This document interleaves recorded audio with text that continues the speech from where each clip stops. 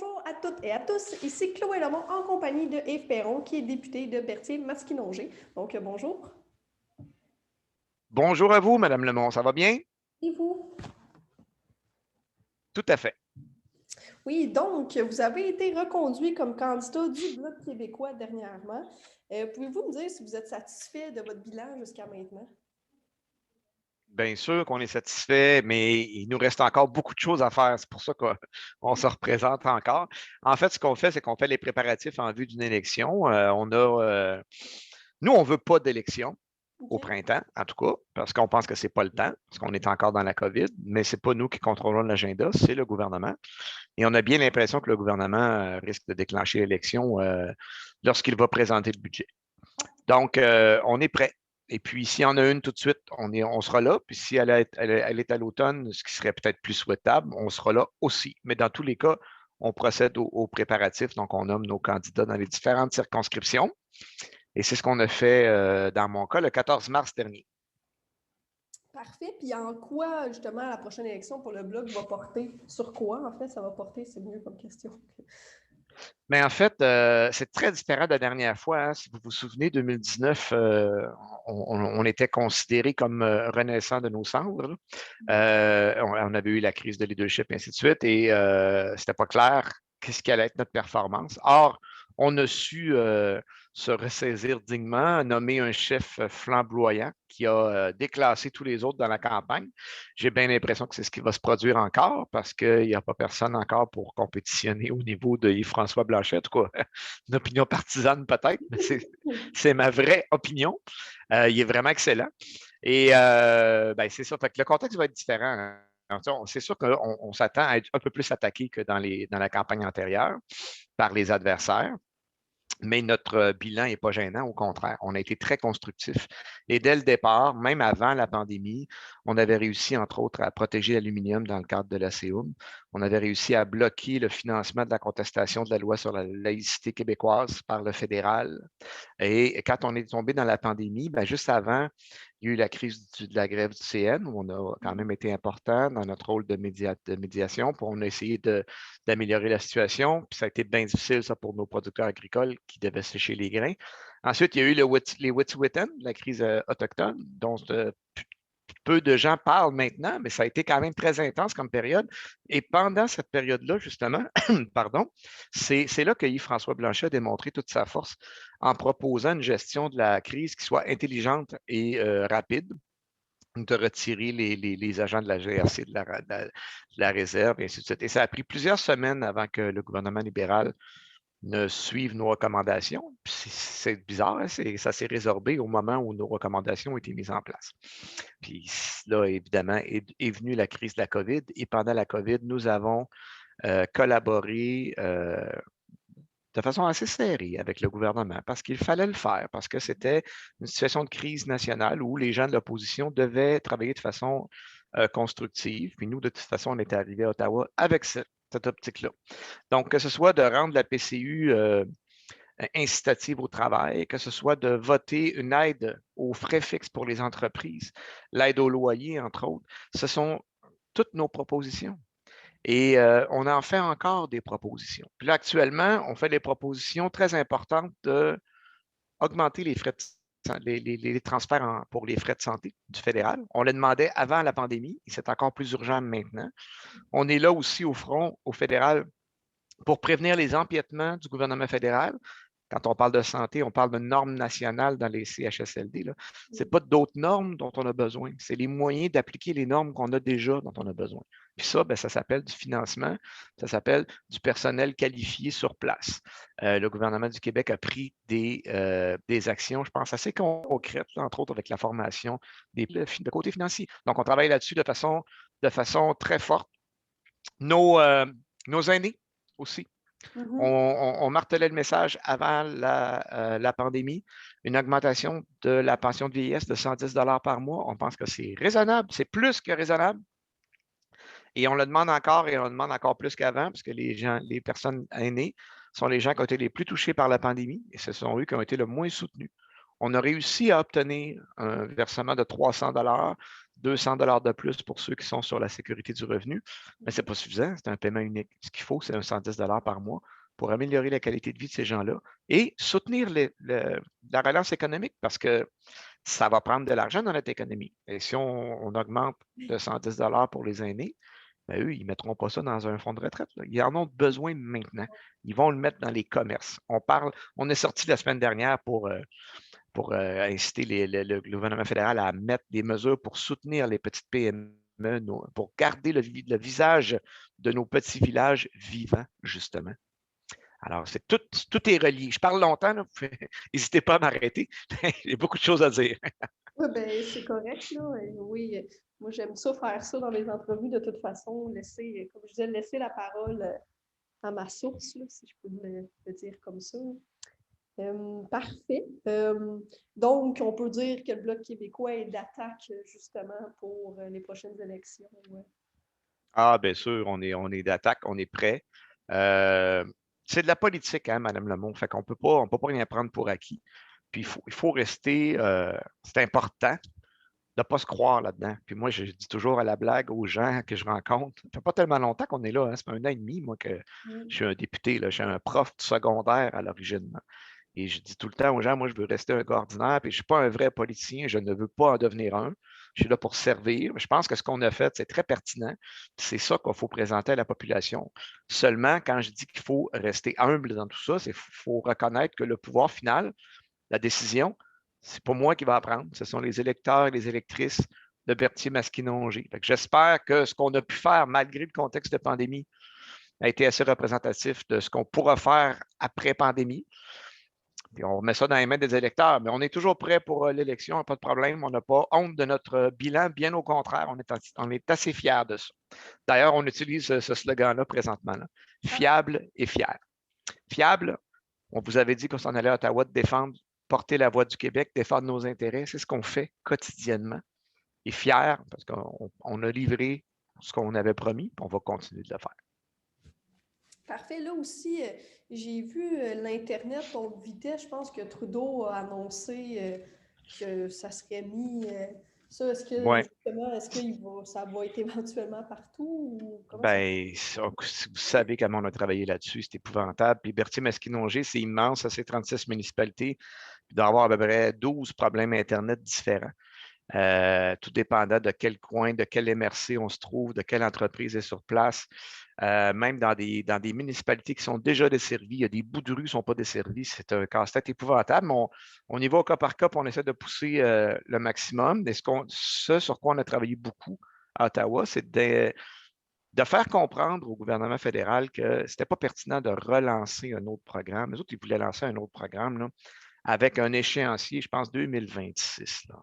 Beaucoup trop loin. Là. Québec a déjà un programme en place où l'échéancier, c'est fin 2022. Tout le monde est sur Internet haute vitesse. C'est déjà loin, fin 2022. Là. Il a fallu que ce soit fait en 2021. Fait qu'on n'ira pas plus loin que ça.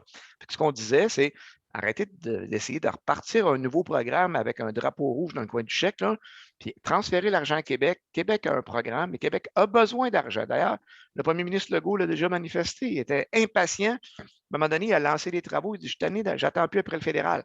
Mais nous, on est là pour que ça bouge au fédéral aussi. Donc, je pense que l'annonce d'aujourd'hui va aller dans ce sens-là, je l'espère. Honnêtement, ils sont comme en train de faire ça présentement. Je n'ai pas les détails. Mais c'est ce qu'on souhaite ardemment, là, que les sous soient mis où est-ce que là où les programmes existent déjà, puis qu'on accélère la cadence. Mais vous savez, il y a beaucoup de problèmes de ressources sur le terrain aussi dans l'Internet. Donc, quand on pense à dans certaines MRC, il y a des sous-contractants, des fois, les travaux ne vont pas vite au goût des dirigeants, mais il faut avoir les équipes pour dérouler les fils, il faut avoir le matériel technique. Et là, ben, on a débloqué beaucoup de sommes d'argent en même temps partout sur le territoire. Ça a créé une rareté de ressources. Mais tout le monde fait tout en son possible que ce soit le plus rapide. Et en 2021, on ne peut pas se passer d'Internet haute vitesse, vous le voyez. Là.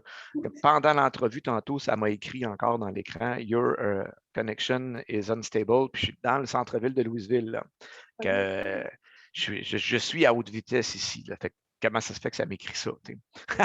Imaginez-vous dans le fond d'un rang. Ouais. Voilà.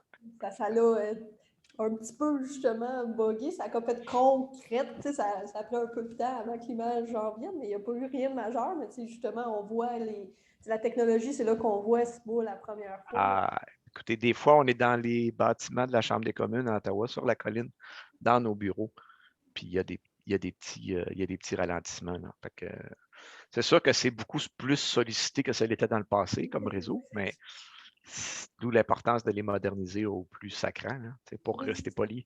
oui, c'est ça, exact. Là, c'est ça, Ouais. cette année, avec la pandémie, on s'en rend compte à quel point c'est important, là, l'Internet tout court. Là, il nous faut un moyen de communication. Ben, c'est hallucinant quand on n'a pas. Là, ça doit être assez dur à être coupé hors. Ouais, puis les gens qui sont mal desservis doivent avoir recours aux services satellitaires ou encore des bases cellulaires, puis là, ça leur coûte une fortune. Ah, c'est important. On continue à pousser. Parfait. Puis sinon, est-ce qu'il y a autre chose peut-être que vous vouliez rajouter que je n'aurais pas parlé? Ben, écoutez, là, on est dans une semaine parlementaire cette semaine. Ensuite, il y aura une relâche de 2 semaines. Il y a beaucoup de journées d'opposition cette semaine. Je ne sais pas si vous avez fait le saut, tout comme moi, de voir que le Parti conservateur en fin de semaine ne voulait pas reconnaître la réalité des changements climatiques. Je ne peux pas croire qu'on soit encore là. Euh, Ça, c'est le même parti politique qui refusait de voter notre loi sur la protection de la gestion de l'offre jusqu'à la dernière minute et qui ont décidé d'appeler un vote libre au moment où ils se sont rendus compte qu'ils étaient tout seuls à voter contre, parce qu'on avait réussi à convaincre le gouvernement de voter avec nous. Et là, finalement, les députés du Québec ont voté avec nous. Mais ça faisait 3 mois qu'ils nous disaient que notre projet de loi n'était pas bon. C'est drôle, ils ont voté pour au bout de ligne. C'est ça. Je suis quand même fier de ça, d'avoir réussi à rallier les députés du Québec, parce que c'est sûr qu'il y a de la partisanerie dans ce que je suis en train de vous dire, mais en même temps, des questions de fond comme la protection du modèle de gestion de l'offre pour l'occupation du territoire agricole au Québec, ça, c'est le genre de questions qui devraient être traitées de façon non partisane. Tout le monde ensemble, dans le même sens. On ne regarde pas de qui vient le projet de loi. On vote pas s'il est bon pour notre monde. C'est ça qu'on fait, le Bloc.